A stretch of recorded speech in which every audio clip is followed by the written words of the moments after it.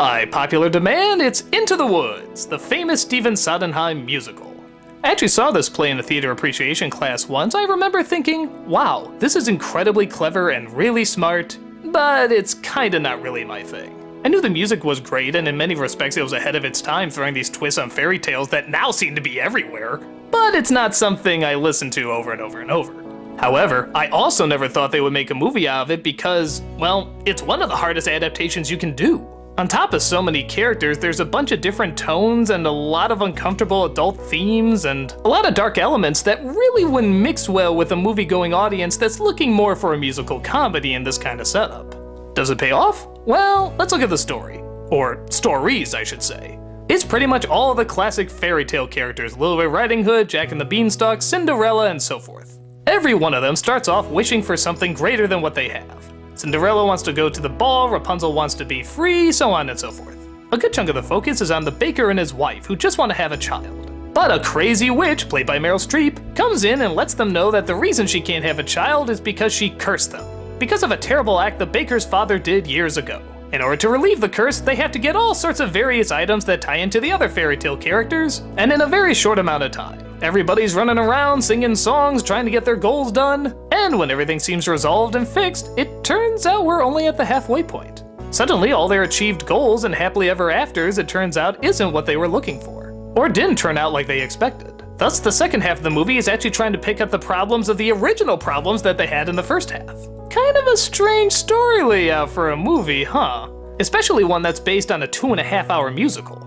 And that is the film's biggest problem. This is obviously meant for a Broadway crowd. With a Broadway audience, you know there's gonna be an intermission. So when you get to the halfway point and it looks like everyone's gonna live happily ever after, it's really funny to hear the narrator say, "End of part 1." With a movie, however, you're thinking it's really going to end and you're gonna go home soon, and then you're sort of disappointed when you find out there's at least 45 minutes left. I remember at that point a lot of people were checking their watches saying, good lord, how long is this movie? And the irony is, I actually like the second half more than the first half, despite the fact that they cut a lot out. But again, I can see why. It's a movie-going audience, and this is really tough to keep people's attention when it's set up like this. This either needed an intermission or needed to be 2 movies, and honestly, I can't see that happening in this day and age. Not with Into the Woods.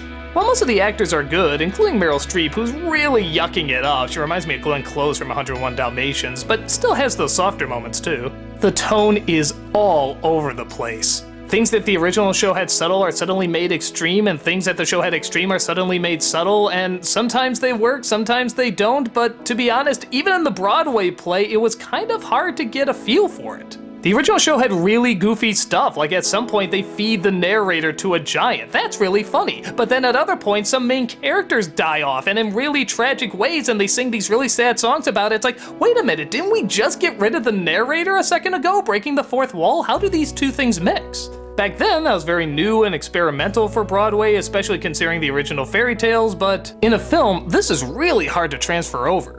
In fact, a lot of the comedy is sucked out to replace it with a lot of really heavy adult elements, like abandonment issues, adultery, separation anxiety, mommy and daddy issues, death of a pet, death of a family member, death of a friend, responsibilities of husband and wife. Don't get me wrong, the original musicals had these undertones with the Big Bad Wolf and Little Red Riding Hood, but good God, Johnny Depp in this version? They take those undertones and turn it into holy shit in your face, how could this be mistaken for anything else overtones? Even the song Red Riding Hood sings to the hunter afterwards, I now hear in a totally different way, and it's really uncomfortable. On the one hand, I give them credit that they went full force and just did it, but yeah, this is weird.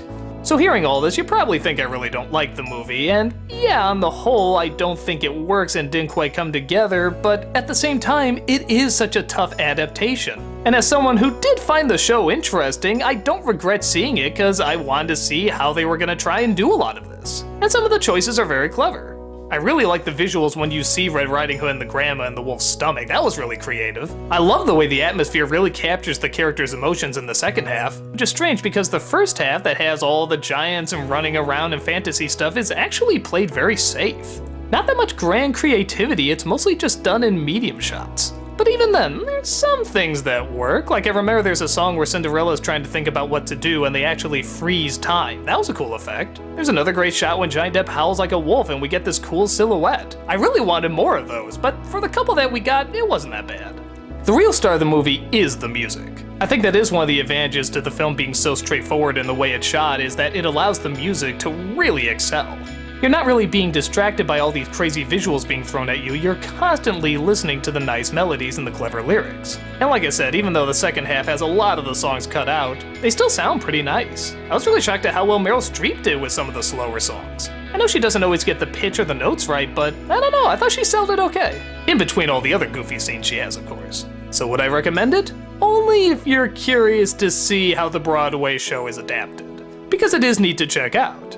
If you're curious about the choices they make or what they leave in or take away, it's neat to see as an experiment. But if you're looking for a completed work that masterfully mixes the complex with the simple, this doesn't quite balance out. I'm glad I saw it, but more just to see how they did it. It's by no means awful, and I appreciate a lot of what they tried to do, and I'm happy at the moments when it really did succeed. But it's definitely a mess, and to its credit, I don't know how I would fix it. Do you cut out more? Do you add more? Do you make it more visually interesting? Or do you play it down even more so the music shines? It's all over. I don't know if this musical ever can properly be turned into a good film, but it was a valiant attempt. And sometimes I don't mind checking those out. If you're in the right mood or just a little curious, give it a chance and see their best effort.